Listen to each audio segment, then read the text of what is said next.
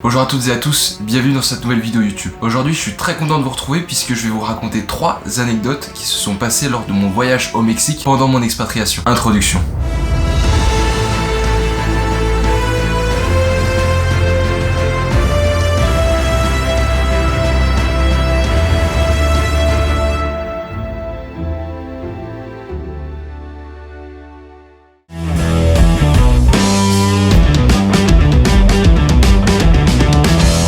C'est le 31 décembre qu'a commencé mon expatriation au Mexique dans la ville étudiante de Monterrey. J'étais super content, je fêtais le nouvel an là-bas, ma première grosse soirée, c'était super. Il y avait un premier élément quand même qui m'avait surpris, c'était le froid qu'il faisait. À ce moment-là, c'était l'hiver. Les températures variaient entre 8 et 12 degrés à peu près. Après m'être adapté au froid et le nouvel an passé, j'ai continué à faire des soirées tous les soirs jusqu'au jour de ma rentrée. Il fallait bien profiter, on va pas se le cacher. Et la veille de ma rentrée, le soleil mexicain fait son apparition. Cette présence de soleil a fait naître une opportunité dans ma tête, pouvoir bronzer avant la rentrée. Et c'est donc après une bonne grosse soirée que j'ai décidé de faire une sieste sur ma grande terrasse au soleil toute une journée. Il faisait entre 15 et 16 degrés et le soleil ne tapait pas si fort que ça. Mais c'était une erreur de débutant. Après 17h, je décide de rentrer et la réaction de mes colocs me fait comprendre que j'ai attrapé un sacré coup de soleil. À ce moment-là, je dis à mes colocs, vous inquiétez pas, c'est rouge maintenant, mais ça va devenir du bronzage.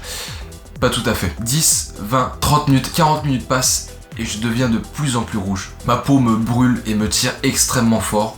Je suis actuellement en phase de douillage extrême, à un degré extrêmement élevé. Je viens d'attraper le plus gros coup de soleil de ma vie avec un soleil à 14 degrés. Après avoir passé une première nuit, je dirais horrible, je décide d'aller à la pharmacie et d'acheter le premier tube de crème qui me passe par la main. J'ai pas forcément besoin de parler espagnol pour qu'ils comprennent ce que j'ai, je soulève mon t-shirt et ils me donnent la référence. Le même jour où j'ai acheté cette crème, elle était déjà terminée. Je passe une deuxième nuit pleine de douleur et le lendemain je décide de retourner à la pharmacie et leur dire écoutez, j'ai terminé ce tube de crème, est-ce que vous n'avez pas quelque chose de plus fort, de plus efficace pour le degré du coup de soleil que j'ai. Et là ils prennent un papier et ils me notent une référence à aller chercher dans une autre pharmacie puisque eux ils ne l'ont pas et me disent ça ce sera très puissant, vous allez voir c'est parfait. Je décide alors d'aller dans une autre pharmacie, trouve la référence et m'aperçois que ça doit être plutôt puissant pour le prix qui est de 35 €. Je rentre chez moi, je commence à appliquer la crème et là elle me brûle et elle me tire la peau. Je me dis mais c'est qu'elle doit être efficace. La troisième nuit je me baigne dans cette crème littéralement. Le matin du quatrième jour je commence à mettre cette crème et au bout d'un moment je commence à me poser des questions pourquoi ça me tire autant. Arrivé au soir du quatrième jour, je dis stop, il doit y avoir un problème et j'ai l'idée de traduire ce qu'il y a écrit sur le tube de crème. Et là, le verdict tombe. Ouais, du coup, je commence à trouver ça bizarre que ça me brûle autant pour une crème qui soit disant hydratante. Et elle est bientôt terminée. Et je viens de traduire. Et en fait, c'est pour les vergetures en femme enceinte. Voilà, donc comment vous dire que j'ai le seum. J'ai acheté une crème pour les vergetures pour les femmes enceintes. Donc la crème qui t'étire la peau jusqu'à 30 cm. J'avais vidé la crème en moins de 24 heures et de par sa puissance, j'étais capable de tirer ma peau à plus de 15 cm. C'était impressionnant. Du coup, je suis un peu passé pour un con, mais j'avoue que par la suite, ça m'a bien fait marrer. Et après, j'ai finalement trouvé une autre crème, la troisième et dernière, qui elle a fait son effet. Leçon de morale, traduisez toujours ce que vous achetez, surtout quand vous mettez 40 € dedans.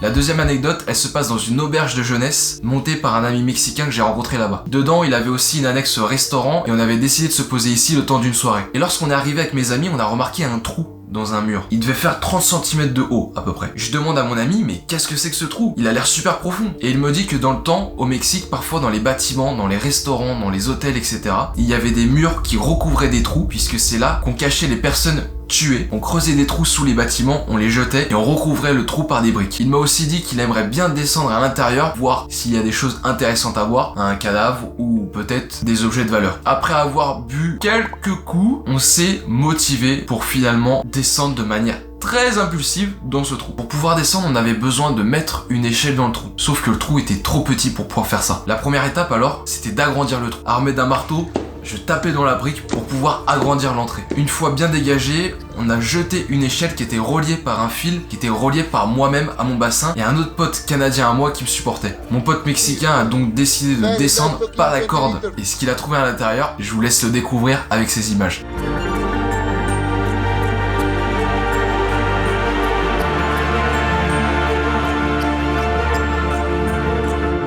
Bon, je vous rassure, rien de romain, rien de grec, rien de fou De manière historique, après vérification, c'était quelque chose qui avait entre 20 et 30 ans et qui n'avait aucune valeur. Après, mon pote mexicain est remonté, tout le monde nous a dit mais vous êtes des malades, c'est la pire idée, surtout après avoir bu quelques coups. Oui, c'est la pire idée. Mais faut dire qu'on s'est bien marré, ça s'est bien passé, donc tant mieux. Mais c'est pas forcément quelque chose que je conseille après avoir bu plusieurs coups. Enfin, je vais pas vous faire d'image, vous êtes assez grand pour comprendre, on passe à la troisième anecdote.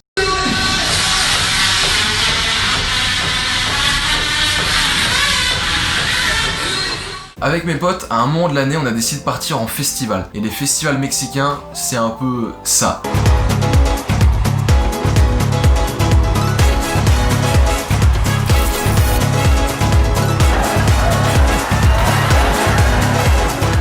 Piscine, plage, plein de scènes, c'était juste trop bien. Et un soir, je suis avec l'une de mes potes, qui est d'ailleurs l'une de mes colocs, et on se dit, tiens, ce serait marrant de monter sur cette scène-là où il joue de la musique. Et là, je lui dis, ok, on va tout faire pour monter. On arrive derrière la scène, et là, forcément, on rencontre des gars de sécurité, mais on a la chance de rencontrer l'une des responsables, l'une des gardiennes de cette scène, finalement. Et de là, une négociation commence pour monter sur la scène. Évidemment, madame, est-ce que je peux monter sur la scène? Ça n'a pas fonctionné. Il fallait quelque chose de plus gros, quelque chose à la fois de fou, mais rationnel en même temps. Et c'est là que, après effectivement toujours avoir bu quelques coups, l'imagination est la plus grande. J'ai réussi à lui dire en anglais, madame, écoutez, ma pote et moi, on est des célébrités en France. On a fait l'émission qui est très connue, Danse avec les stars.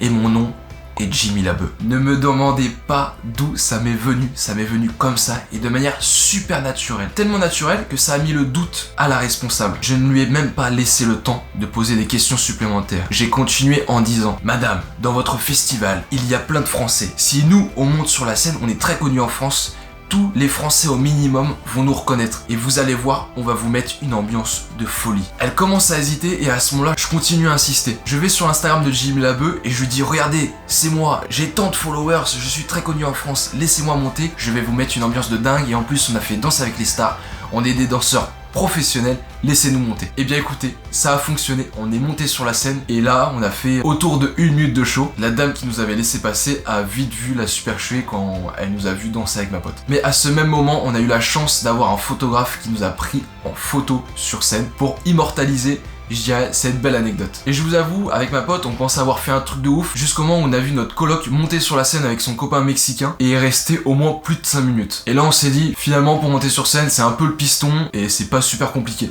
Du coup, on s'est encore plus marré puisqu'on avait dû inventer, nous, une énorme supercherie pour pouvoir essayer de monter. Et ça avait fonctionné. Voilà, c'est ici que ces 3 anecdotes mexicaines prennent fin. Si la vidéo vous a plu, n'hésitez pas à me le dire dans les commentaires et par un pouce bleu. Et si vous souhaitez d'autres vidéos dans ce genre, n'hésitez surtout pas à me le dire, puisque j'en ai encore plein d'autres à vous raconter dans plein de pays différents. Et moi je vous retrouve dimanche prochain pour une nouvelle vidéo. Salut!